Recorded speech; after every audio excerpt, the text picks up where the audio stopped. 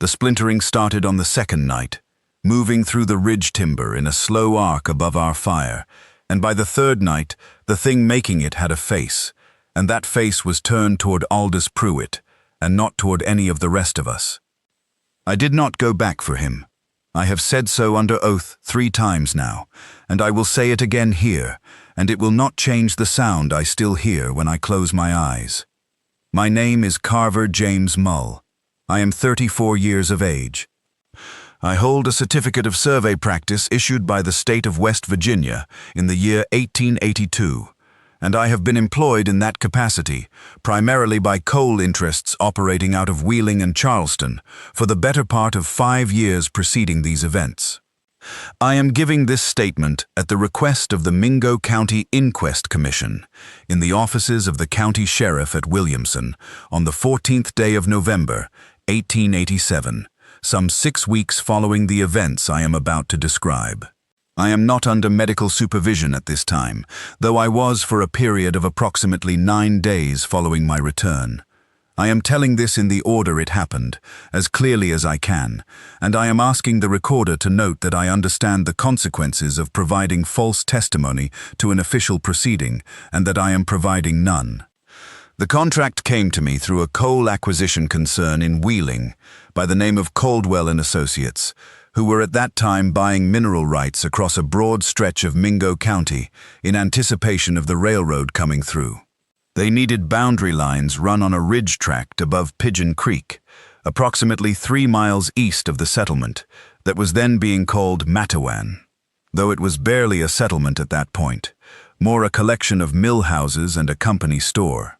The tract in question was roughly 400 acres of mixed hardwood and second growth on the upper shoulders of a ridge that locals called, to the extent they called it anything, simply the upper ground. That phrase was as specific as anyone would get. I will return to that matter. I assembled a crew of 3 men, which is standard for this kind of work. My head chainman was a fellow named Thomas Boggs, who had worked with me on 2 previous surveys in Logan County, and who I trusted without reservation. He was 31, a compact and careful man with a particular stillness to him that I had always read as professional composure. He did not panic easily. I have reason to value that memory now. My second chainman was Aldous Pruitt, 22 years old, hired on recommendation from a cousin of mine who had employed him for logging work the previous season. Pruitt was a strong young man, eager to prove himself competent, and he talked more than was sometimes useful on a survey, but I had no complaint with his work. The 4th member of the crew was my instrument carrier and general camp hand, a man of perhaps 45 years named Silas Roan, who had been working survey camps since before I was certified. Rowan was not a skilled technician, but he knew the country, knew how to make a camp hold heat through a West Virginia October, and he was the one who first tried to warn me, which I will address in the proper sequence. We departed Matawan on the morning of October the 3rd, 1887. We had 2 horses carrying the instruments and camp supplies, and we went on foot ourselves up the hollow road that follows Pigeon Creek before turning northeast onto a logging trace that climbed toward the upper ground. The morning was cold and clear, the leaves mostly turned but not yet fallen, and the sound of the creek followed us up the hollow for a good 1.5 miles before the ridge closed around us and it faded. I want to be accurate about sound in this account, because sound is the thread that runs through all of it, and the recorder should note that I am making a deliberate effort to describe what I heard as precisely as I can, because what I heard is in some ways more important than what I saw. The upper ground, when we reached it, was unremarkable to look at. Mature oaks and hickories on the shoulder, mountain laurel thick in the draws and hollows below the ridge, some second-growth chestnut on the steeper faces. The kind of terrain I had worked a dozen times across the southern coalfield counties. There was no obvious reason why the families in the valley below would have left it unworked. The timber was good, the ground not especially broken. I noted the absence of old stump lines, which would have indicated prior logging, and the absence of any trace of a previous survey, which suggested the mineral rights had never been formally assessed. And neither of these things struck me as sinister at the time. I thought the families in the valley were simply conservative, as families in those mountains tended to be about land that had been in contention, and the Hatfield territory was land that had been in contention for as long as anyone could remember. Silas Roan said something to me on the afternoon of the first day, while we were establishing our base camp in a flat area just below the main ridge, sheltered on the north by a rock outcrop and accessible to a good spring about 40 yards down the slope. He came to me while Boggs and Pruitt were driving stakes, and he said it quietly, without preamble, in the way of a man who has made a decision to speak and wants to get it over with. He told me that he had asked about this ground before we left Matawan, asked one of the older men at the company store, a fellow who had been in the hollow since before the war, and that this man had told him only that the upper ground above Pigeon Creek was not worked because it was not supposed to be worked, and that there was a name for the thing that lived up there, but that he would not say the name in a building where people had to sleep afterward. I told Rowan that I appreciated him telling me, and that I would keep it in mind, and that we had a contract and a season's work depending on this survey being completed, and that old men at company stores had reasons for keeping timber uncut that had nothing to do with creatures in the hills. Rowan looked at me for a moment, then nodded once and went back to work. He did not argue. He had done what he considered his duty by telling me, and from that point he seemed to make a private adjustment, a settling of accounts within himself, and he worked the rest of the first day with the same steady competence as always. We had the camp established by late afternoon, a good fire going, the horses picketed on a patch of dry grass below the spring. The first night passed without incident.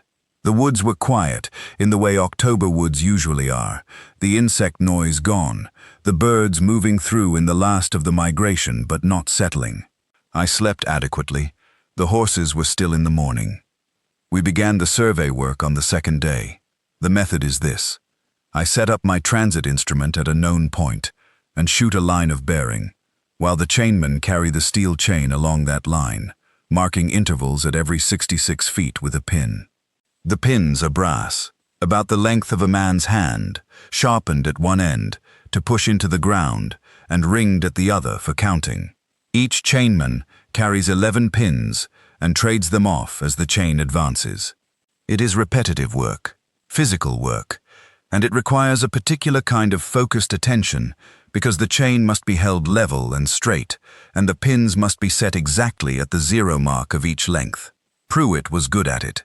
He had a steady eye and a natural feel for holding tension in the chain without overrunning a set pin. I will come to the matter of what Pruitt shot at the laurel thicket, and what we found when we dressed it, because that is the event that I believe set everything in motion.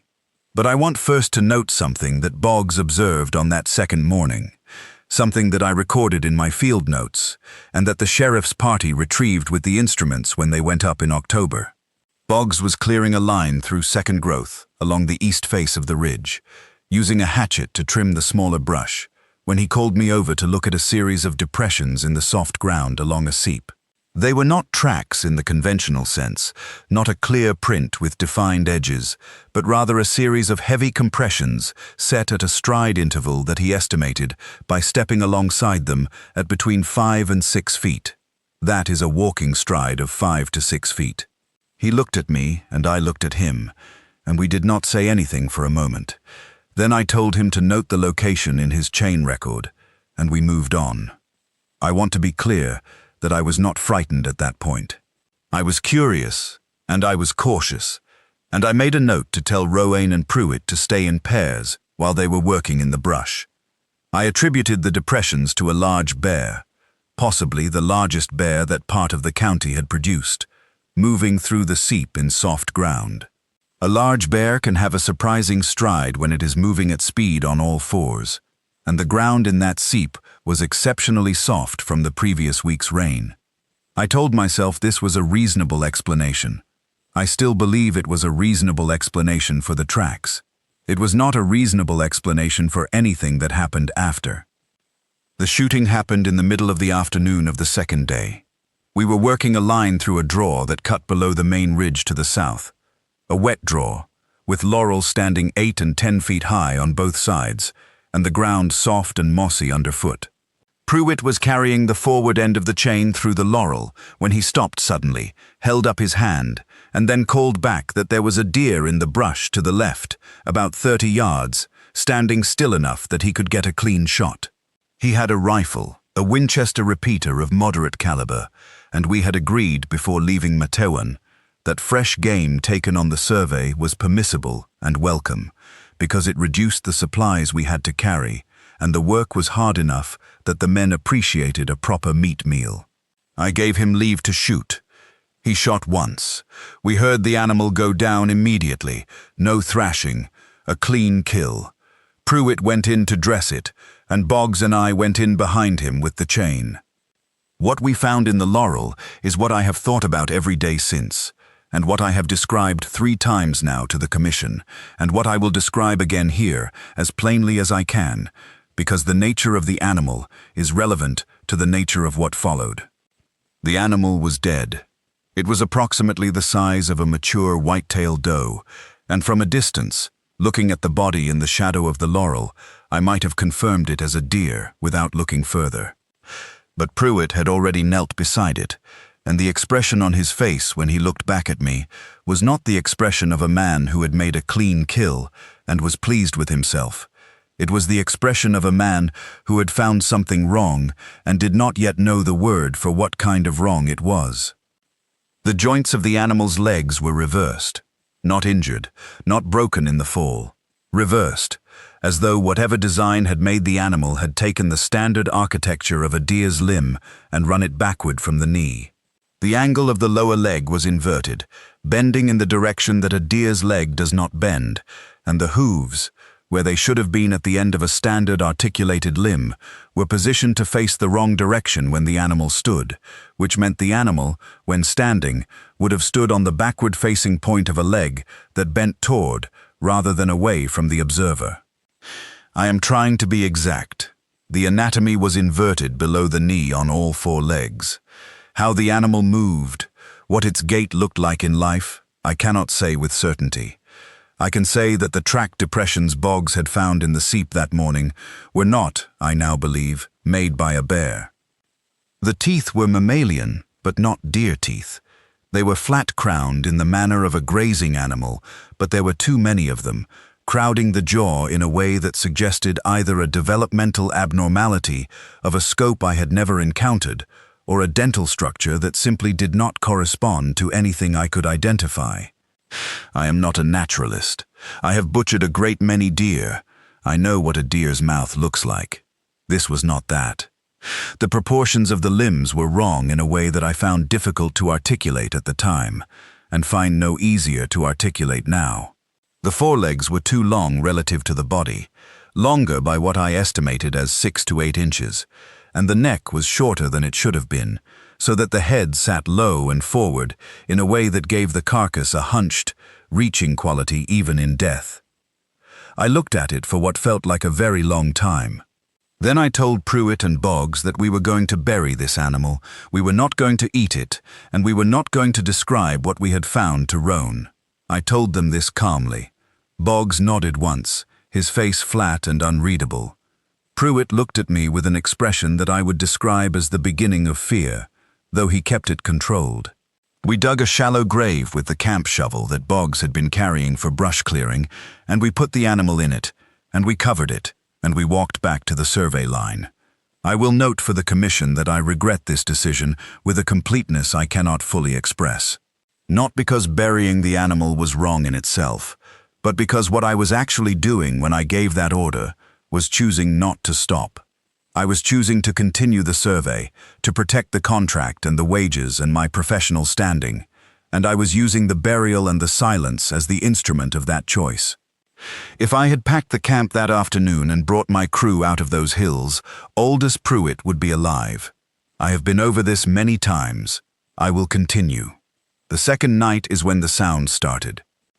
We had eaten supper, such as it was without the fresh game we had expected, and the fire was built up well, because the temperature had dropped sharply through the afternoon, and there was a wind coming off the ridge that carried the smell of wet leaves, and something else underneath it, something I did not identify then, and am not certain I can identify now.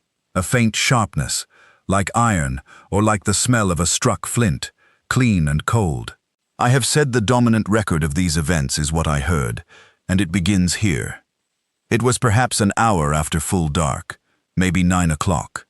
The wind had settled, and the fire had settled with it into a steady, low burn. Boggs and Roan were in their blankets.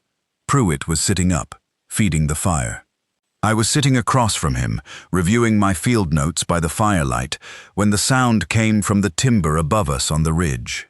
It was a crack, a single, sharp, splintering crack, the sound of a tree failing, not falling, not the long creak and crash of a tree coming down in a storm. The sound of a tree being broken at mid-height, a sudden violent fracture, the kind of sound a trunk makes when something applies enormous lateral force to it very quickly. It was above us on the ridge, perhaps 80 yards north of the camp, and it was immediately followed by silence. Pruitt looked up. I looked up. Boggs stirred in his blankets but did not wake. The sound did not repeat for perhaps 3 minutes.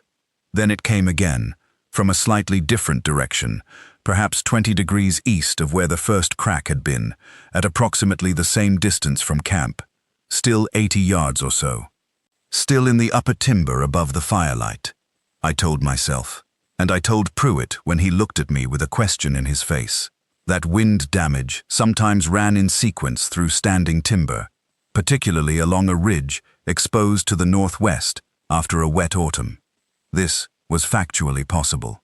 Trees weakened by fungal damage or saturated roots will go in a line when the right wind hits them, one after another, transferring load to the neighbors as each one breaks. I said this with enough conviction that Pruitt nodded and seemed to accept it, and after a few minutes he lay down and pulled his blankets up. But I sat up a while longer, and I counted the cracks as they came. There were 11 of them that night, each one separated from the last by between 3 and 6 minutes, each one coming from a slightly advanced position around the perimeter of the camp.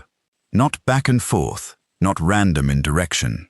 Advancing, moving in a clockwise direction around the camp, one crack at a time, each crack incrementally nearer than the last. By the time the 11th crack came, the sound was no more than 50 yards from where I sat, uphill, on the northwest side, and then it stopped and did not resume. I sat without moving for a very long time after that. The horses, picketed below the spring, had gone completely still as well, not the quiet of sleeping animals, the stillness of animals that have chosen, very deliberately, not to make any sound at all. That distinction was not lost on me. I know horses. I know the sounds a horse makes at night in the open, the shift and stamp and the occasional low exhale. There was none of that. There was nothing. I said earlier that I would note the things I had not yet told my crew. I was keeping 2 things from them at the close of the second night. The first was the full nature of what we had buried in the laurel thicket. Boggs knew, because he had been there, but I had told him to say nothing to Roan or Pruitt, and Boggs was not a man who disobeyed a direct instruction from the man he was contracted under. The second thing I was keeping from the crew was the count of those cracks and the direction of their progression, because I had done the arithmetic in my head while I sat by the dying fire, and the arithmetic was this. At the rate the sound was advancing, tightening its spiral by approximately 5 yards per complete circuit, whatever was making that sound would reach the edge of the firelight in 4 more nights. I did not sleep that night. I want to say something about the quality of those hills in daylight, because the contrast with what happened after dark is important.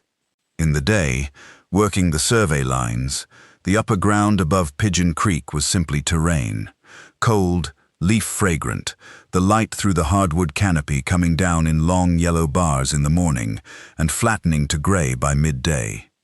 The survey work was exacting, and it occupied the mind.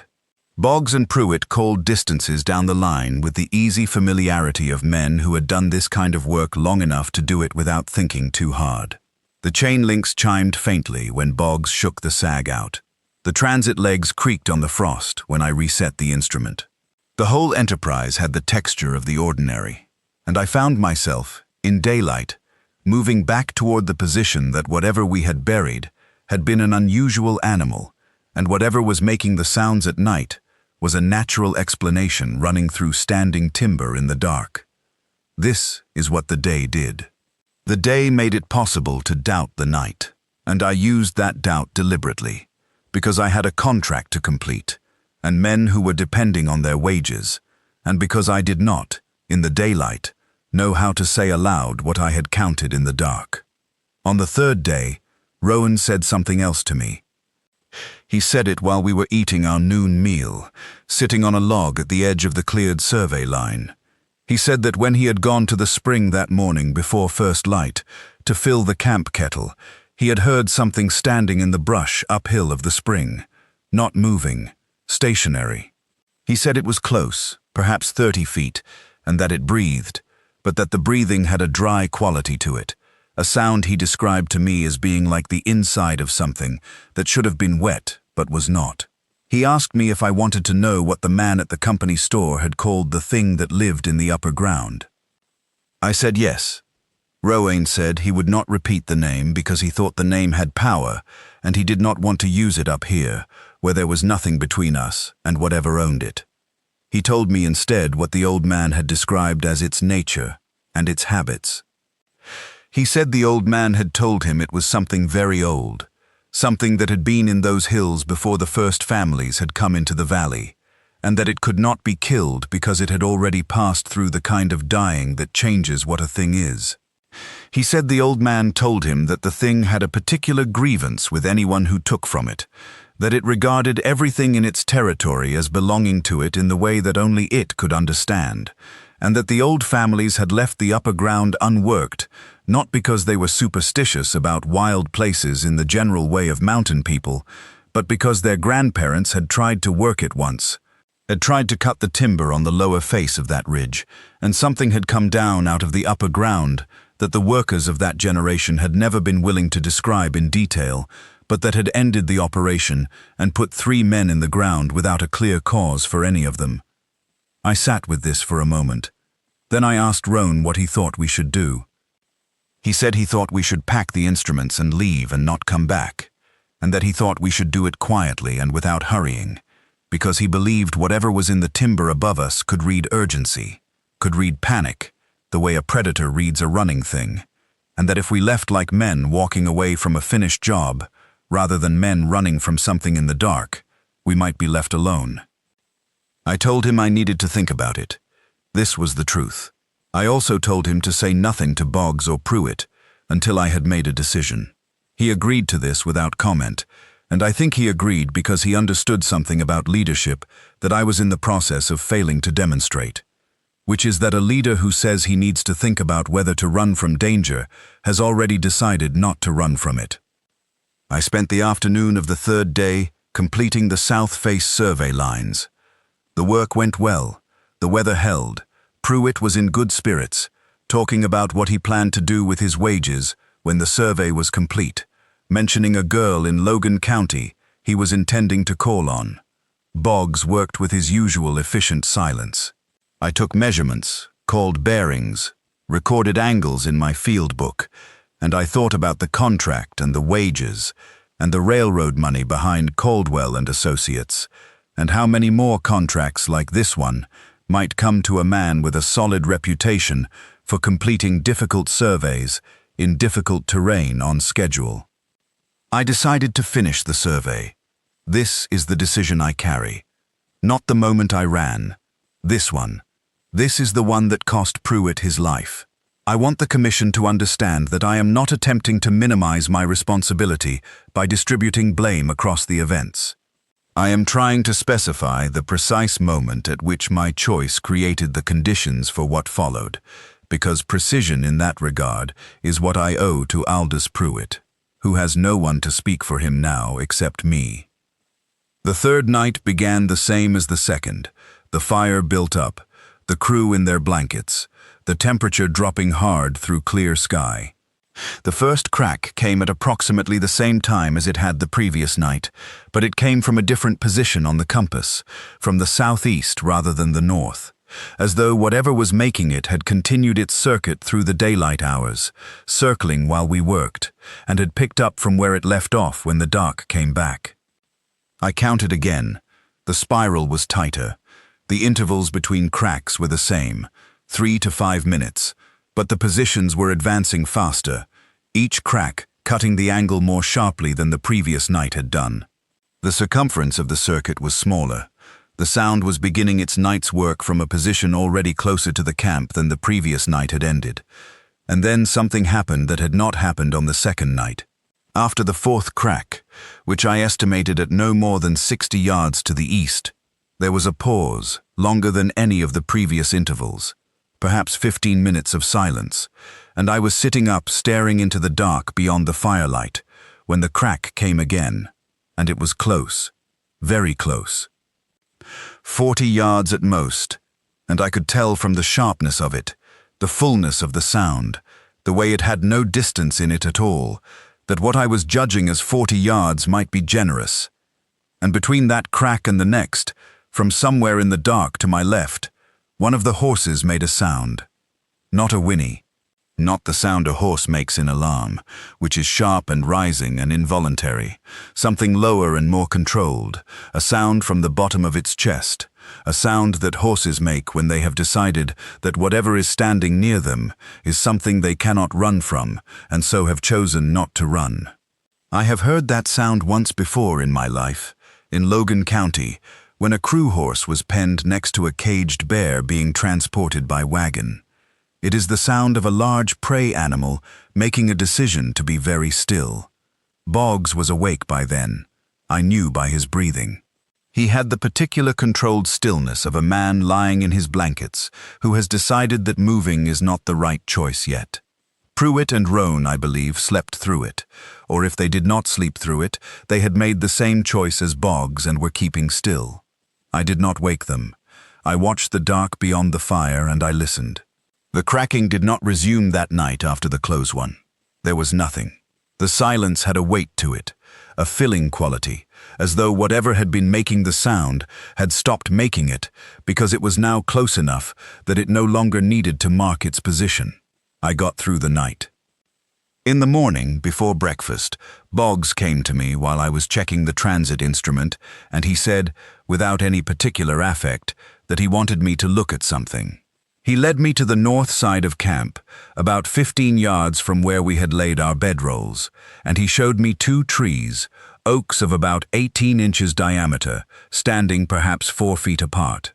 Both of them were broken at mid-height, not fallen, still standing in place with the upper portions leaning against their own breaks, splintered ends facing outward from camp, as though whatever had broken them had applied force from the campside, pushing them away. The break heights were approximately 12 feet from the ground. The breaks were fresh, the wood still pale inside the fractures, the fibrous material pulled apart in a way that spoke of tremendous lateral force applied very quickly to a standing timber. There were no marks on the bark below the breaks, no claw marks, no scarring from climbing, no sign of a tool. A 12-foot break in an 18-inch oak requires a force I do not have the physics to calculate, but I know from my years in timbered country that no bear produces it, no windstorm produces it without producing others, and no man produces it without a significant mechanical advantage that would have left traces. There were no traces, just the broken trees and the pale wood, and the smell of fresh sap in the cold morning air. Boggs said, "I think it stood here." I said he was probably right. He said, "What do you want to do, Carver?" I told him I was going to complete the north face lines today, that we were within 2 days of finishing the survey, and that we were going to break camp and descend tomorrow morning at first light, regardless of whether the last quarter section had been fully chained. I told him that I had heard Roane's account of what the man at the store had said, and that I was taking it seriously, and that I thought finishing the work as quickly and quietly as possible and leaving in an orderly manner was the right course. I told him I did not think running was wise, for reasons Roane had outlined, and that I needed him to hold himself together for 1 more day and 1 more night. Boggs looked at me for a long time. He is not a man who lets his face tell you much. Then he said, One day, one night, I'll hold. He held. He was the best man I ever put a chain in the hands of, and I will say so to any inquiry that asks. The problem was Pruitt. Pruitt had heard the cracks on the third night, whether he had admitted to waking or not, and on the morning of the fourth day he was different. Not panicked, not visibly frightened, but different in the way a young man is different when something has gotten into him in the night that he has no category for, and that he is trying to manage through the daylight by not looking at it directly. He worked the chain, he called his distances, but his attention kept going uphill, into the timber on the ridge above the survey line, and twice I had to call his name a second time to get him to reset a pin he had set short. Rowan moved through the day with the deliberate economy of a man who has decided he is going to do precisely what is required of him and nothing more, and who is preserving everything extra for the moment when extra might be the difference between walking and not walking. He made a good camp meal that evening. He banked the fire high. He did these things with the care of a man doing them for what he expected might be the last time. The fourth evening, about an hour before dark, something happened that I have not yet described in previous depositions because I was uncertain how to describe it without the commission thinking I was embellishing. But I have decided that a complete account is better than a careful one, and so I will say it. We were all four in camp, the survey work done for the day, when Pruitt, who was sitting nearest to the east side of the camp, said quietly that there was something at the edge of the timber. I looked where he was looking. The firelight did not reach the trees on the east side, and the sun was already below the ridge to the west, so the timber was in deep shadow, but there was enough ambient light in the sky above it that the tree line was silhouetted against the gray. And in that silhouette, between two oaks that stood perhaps 40 feet from where Pruitt was sitting, there was a shape that was not a tree. I can tell you what it was not. It was not a bear standing upright, though that is what part of my mind attempted to assign to it. A bear standing upright has a particular width at the shoulder, and a particular relationship between the shoulder width and the total height that any person familiar with bears can recognize at distance. This shape had a height that no bear reaches, a height I can only estimate from the relationship to the trees around it, but I put it at something approaching 8 or 9 feet, and the shoulders were not wide in the way a bear's shoulders are wide. They were forward rolled, hunched, as though the thing had been designed for a posture that involved reaching rather than standing, and the arms, where they hung at the sides, were too long, reaching to a point well below where a man's hands would reach in the same posture. The face was toward us. I could not make out the face. The light did not allow it. But the orientation of the head was clear, and what was also clear was where the head was directed. It was not looking at the camp generally.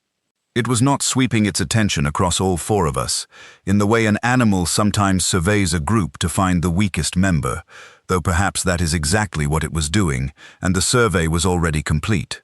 The head was angled toward Pruitt, specifically toward Pruitt, toward the young man who had pulled the trigger in the laurel thicket 2 days before. Pruitt said, very quietly, "It's looking at me." No one answered him. There was nothing to answer. The shape did not move while we watched it. It stood between those two oaks for perhaps 2 minutes, long enough for every person in that camp to be certain of what they were seeing, long enough for Pruitt's face to go from the controlled unease of the afternoon to something else, something that did not have a controlled component at all. Then the light failed and the silhouette was gone, and I am not certain whether the shape moved away or whether the dark simply swallowed it. Nobody said anything for a long time. Boggs spoke first. He said it quietly, and he said it directly to me, the way a man speaks to his commanding officer when the situation has changed, past the point where the original plan is viable. "We're leaving," he said, "tonight, while we can still move." I looked at him.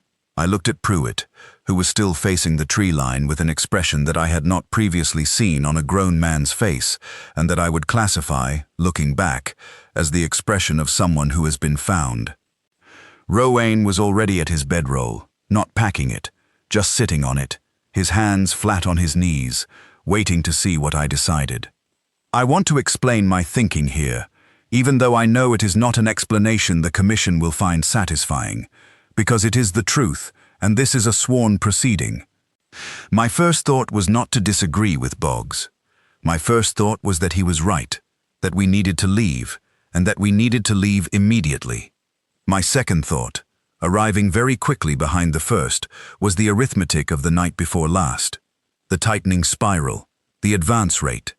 If the thing in the timber had been circling us for 2 nights already, if it had already committed to a course of action, then leaving in the dark with 2 horses and full instrument packs on terrain we had only traveled once before, on a logging trace that was not clear for night travel, was its own kind of risk. And if the thing could move through that timber at the speed implied by its circling pattern, then the difference between us and it in the dark, on that terrain, was not a difference that favored us. My third thought, and I offer this not in my defense but in the service of complete honesty, was the contract. I told Boggs we would leave at first light. He said, "First light is a long time to wait." I said it was our best option. I said we would build the fire as high as we could manage, keep watches in pairs through the night, have the horses packed and ready before midnight, so that we could move the moment we had enough light to see the trace. I said we had gotten through 3 nights already, and 1 more was manageable. Boggs looked at me. He did not agree, and he did not argue. He went to the horse line and began checking the pack riggings, and the quietness with which he did it told me that he had made his own calculation and was putting his own life on the side of my decision without fully believing in it. Rowan started building the fire. Pruitt sat facing east for a long time before he turned around. I want to describe the 4th night in the order it happened, because the order matters. The first crack came earlier. Not at 9 o'clock, not an hour after full dark. It came at dusk, when there was still a thin grey light in the sky to the west, before we had finished eating. It was close, perhaps 55 yards to the northeast, in the oak timber on the upper slope. 1 crack, and then silence. There was no second crack. That was new. Previous nights there had been a progression, a count, a pattern of advances. This night, there was 1 sound, and then nothing, and the absence was worse than the pattern. The pattern had been something I could count, something I could locate in space and measure against a known rate of advance. 1 crack with no follow-up was a different kind of communication, and the communication it made, if I was reading it correctly, was that the thing making it no longer needed to announce where it was. We ate without speaking. The fire was built to a size that produced real heat and real light, and we had arranged ourselves with our backs to each other so that no one in the group was facing away from the outer darkness without someone facing toward it. This was Boggs's organization, and I was grateful for it. He had also shifted the horses from the spring picket to a position closer to camp, not because that necessarily protected them, but because having them visible and accessible felt tactically important. The night was dead still. After the single crack at dusk, nothing. No sound from the timber, no branch movement, no sense of anything in the dark at all. And I will tell you that the nothing was more frightening than the sounds had been, because the sounds had told me where it was, and the nothing told me nothing. And by 10 o'clock I was sitting by a fire that I had built as high as I could manage, and I was listening to a silence that had a presence in it, a weight, the way a room has a different quality when someone is standing in the far corner of it, even before you turn to look. Pruitt's watch was the second watch, from midnight to 2, and I will not say now that I should have kept him off it because the Commission may interpret that as me having prior knowledge of what would happen, and I did not have prior knowledge, only dread, which is not the same thing. He took the watch without complaint, and I lay down in my blankets, and I was not fully asleep, hovering in the half-conscious state of a man too tired to stay awake and too frightened to let go, when the silence broke. Not with the crack. The crack was a sound I had come to know. This was different. This was a high, drawn quality to the dark, a sound that I initially tried to assign to wind in the upper canopy. But the night was still, and had been still all evening, and the sound was not wind. It was a sound from something with a chest, something that breathed, and it was moving. Not stationary in the timber, moving. From somewhere uphill of the camp, coming down toward us, and moving at a speed that the sounds of branches and duff underfoot suggested was considerable.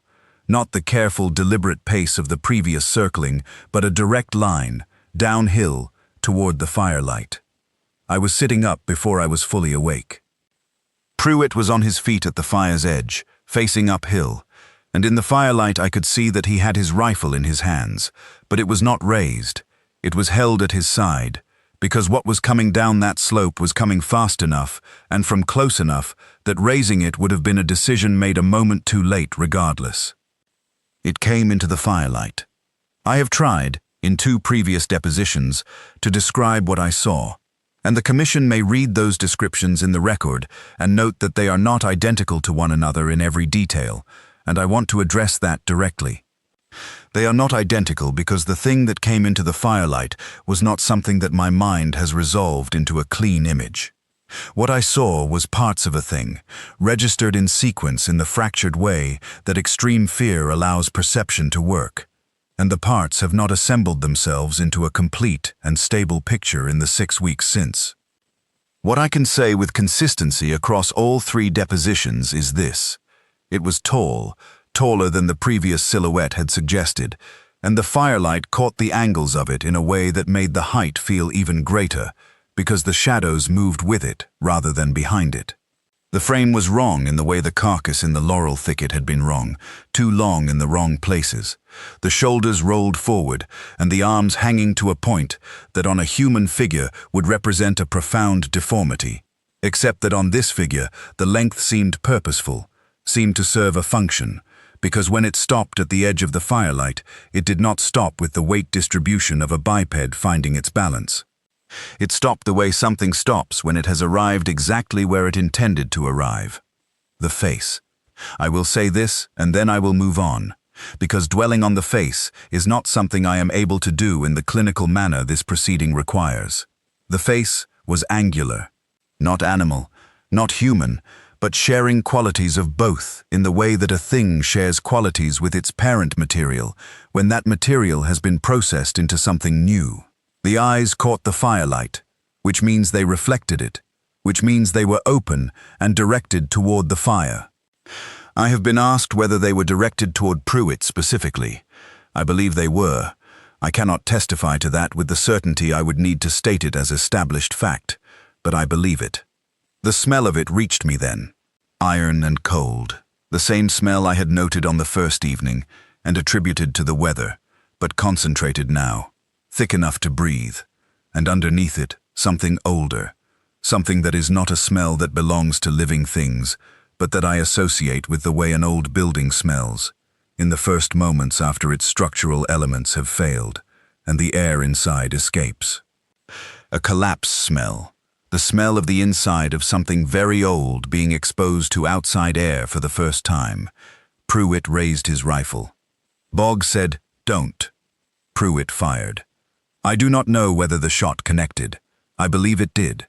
I believe this because of what happened in the next few seconds, which was a sound from the thing at the firelight's edge that I can only describe as a dry, percussive exhalation, not a cry, not a sound of pain in the way animals express pain, but a forceful outward breath from something very large that had received an impact and was processing it. And then the sound from the timber above the camp. Not the circular cracking pattern of the previous nights, but a single enormous fracturing sound, close, immediate, the sound of a tree not cracking at mid-height, but being torn at the root and brought down in a single motion.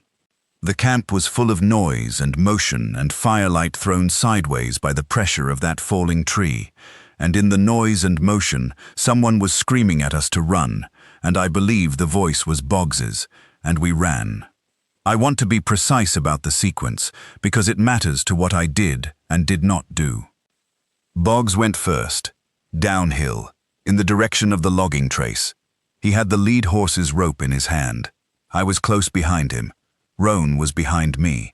I know this because I can hear the sound of Roan running in my memory, his breathing and his footfalls, close behind mine. I did not hear Pruitt. We ran for approximately 2 minutes, which is a significant distance on a downhill logging trace when all 4 men are running at their best speed. In that 2 minutes, we put perhaps 300 yards between ourselves and the camp. Then Boggs stopped. Not because the thing was behind us, because the trace forked here, and in the dark, with no light except the small amount coming from the sky, he needed a moment to find the right fork. In the silence of Boggs locating the fork, I heard Pruitt. He was calling from uphill. Not screaming, calling. His voice carried the quality of a man who was hurt and moving, not the quality of a man who was being actively killed, and I want the Commission to understand this distinction, because it is the distinction I used in the moment to do what I did next, which was not go back. He was calling our names. He called my name specifically. He said, "Carver, I'm on the slope. I can't find the trace." I was standing 30 yards behind Boggs, who had found the right fork. Rowan was beside me. The sound of the timber above us was quiet. No cracking, no movement, no indication of where the thing was. I made a calculation. I made it in the time it takes to take one breath and let it out. The calculation was this: going back up that slope in the dark, toward the camp, toward the thing that had come into the firelight, on terrain I could not see, to find a young man who might be 100 yards above me, or might be 50, would require me to separate from Boggs and Roan, who were the only other people who knew which fork of the trace led to the valley. It would require me to go back toward it, in the dark, at the same moment it had shown that it was willing to enter the firelight and confront us directly, which meant the dark was not a protection. And if I went back and did not find Pruitt quickly, I would lose the trace, lose the group, and possibly lose my own direction in the dark on a steep ridge face, with no light, and a thing moving in the timber that could move faster than I could on good footing. I heard him call my name one more time. Then the sound changed. Not to the cracking, not to anything I had heard in the previous nights. This was new. A sustained sound from the upper timber, not moving in the arc of the spiral but fixed in one place, a place that was approximately where Pruitt's voice had been coming from, and the sound was the kind of sound that means something is ending, and I knew it was ending, and I ran. "Carver," he said my name one more time, after the sound changed, in a voice that was different from the previous callings, different in a way I have described to myself in the 6 weeks since, as the voice of someone who has stopped moving and started receiving. I ran. We made the valley floor at some point, in the early morning hours. I do not know what time. Boggs had the horse, and the horse had the instruments, and neither Roan nor I was in any condition to look at a watch or note the position of the stars, though I have enough training to have done it if I had tried. I did not try. We went south along the creek for what I estimate was 3 hours of steady walking, following the sound of the water in the dark, and we came into Matawan at what must have been 4 or 5 in the morning, and the noise we made arriving woke the men at the company store, and that is how the account reached the sheriff's attention within the same day. I want to address the chain pin. The sheriff's party went up to the site 3 days later, on October 10th. There were 4 of them, including the sheriff, and they were on the site for approximately 2 hours before the lead deputy recommended they leave, which they did. The Commission has their report in the record, and I will not attempt to characterize it because the Commission has read it and I have not. But I understand from what the sheriff told me directly that they found the camp in a condition consistent with a rapid departure, that they found the instruments packed or half-packed, that they found the fire pit full of cold ash, that they found the 2 broken oaks on the north side of the camp. They found what they described as signs of disturbance in the soil and duff on the upper slope, but nothing they could classify as a crime scene with a definite cause, which is why the inquest remains open. What they also found, lying in the center of the camp area, was a brass chain pin from my survey set, a pin of the standard type used in boundary survey, approximately 9 inches long, sharpened at one end, ringed at the other. One of the pins from Pruitt's set, because when the crew ran, the chain and the pins were left at the last measurement point. This pin had not been left at the measurement point. It was in the camp, and it had been bent into a near-perfect curve, the sharp end brought around to meet the ring end, in a curve whose radius I would estimate, based on the description the sheriff gave me and the physical object which he produced, and which I held in my hands in this very office 2 weeks ago, at approximately 3 inches. There are no tool marks on that pin. None. I examined it for the better part of 10 minutes, under a lamp, using the magnifying glass the sheriff keeps in his desk for document examination. The brass is clean on the interior of the curve. No impression from a vice jaw, no scoring from a forming tool, no evidence of the brass having been heated to make it workable. The deformation is even across the entire bend, which is the opposite of what a tool produces, which produces an area of greater stress at the point of contact. This pin was bent by something that applied uniform pressure around the full arc of the curve in a single motion. The sheriff asked me if I could identify this pin as belonging to my survey set. I told him I could not identify it as that pin specifically, because pins of that type are manufactured in quantity and are not individually marked, but that it was consistent with the type I used, and that, to my knowledge, pins of that type were the only pins present on that ridge during our survey. He entered it into the inquest record. I believe it is still there.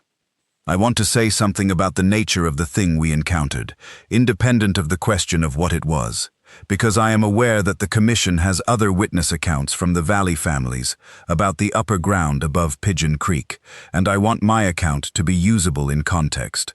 What I observed across 4 nights was not random. The circling was methodical. The advancement of the spiral was precise enough that I was able to calculate it from observation alone and arrive at a prediction that was consistent with what eventually happened. The focus of the thing on Pruitt specifically, from the first night through the final confrontation, was consistent and deliberate. And the single action that preceded all of it was Pruitt's shot in the laurel thicket, which killed and destroyed an animal that was, to the best of my judgment, not an animal that should have existed in its apparent form, and which I buried and attempted to conceal rather than treating as the warning it was. I am not a superstitious man. I am a surveyor and a professional, and my professional habits incline me toward evidence and measurement, and the avoidance of conclusions that cannot be supported. I am giving this account under oath, and I am doing so without embellishment, to the best of my ability. And in that spirit I will say this: what came into our camp on the night of October 6th, 1887, was not a bear, was not any animal I have encountered in years of fieldwork across the mountain counties of West Virginia, was not anything I have a professional or scientific framework to classify. It was something that had been provoked by the killing and burial of an animal that I believe it regarded as its own, and it responded to that provocation with a systematic, measured, and ultimately decisive course of action. And it took Aldous Pruitt from us with a purposefulness that I found, and continue to find, impossible to attribute to mindless predation. I will answer any question the Commission has about specific events. I will answer questions about the topography and the survey work and the instruments and the personnel. I will answer questions about what Pruitt said and what I heard. I will not tell the Commission that I could not have gone back for him, because I do not know that with certainty, and I will not lie to this proceeding. I chose not to go back for him. I heard his voice, and I heard the sound change, and I ran. And I have to carry the weight of that choice in a way that, being found legally unaccountable for, it does not reduce. The Commission can close the inquest on Aldous Pruitt with whatever cause it finds appropriate. That will not change what I heard at the fork in the trace. It will not change the last version of his voice. I think about the pin. The sheriff returned it to me, eventually, on the grounds that it was survey equipment and therefore my professional property, and I have kept it in the inside pocket of my coat since he gave it back. I have not worked a survey since October, I have not been back to Mingo County. I do not expect to go back. The curve in the pin is exact. It is the most perfectly executed curve I have ever seen in worked metal, and I work with precision instruments daily, and I know what exact looks like. Something in the upper ground above Pigeon Creek bent a brass pin into a near-perfect arc with 3 inches of radius and left it in the center of our abandoned camp. And whether it left it as a message, or as a demonstration, or as a thing it found interesting to do, I cannot tell you. I cannot tell you because Aldous Pruitt might have been able to tell me, and Aldous Pruitt is not here to tell anything. He was 22 years old. He had a girl in Logan County he was intending to call on. He talked more than was sometimes useful on a survey, but he had a steady eye and a natural feel for chain tension, and he did not deserve to be on that ridge. And the reason he was on that ridge was that I chose to stay on it rather than come down when I had the chance. And the reason I chose to stay was a contract. And I have carried that brass pin in my pocket every day since October because I think I deserve to carry it, and because I think the weight of it, light as it is the only accounting I have left to give. I have nothing further to add to this deposition. I am ready to sign it.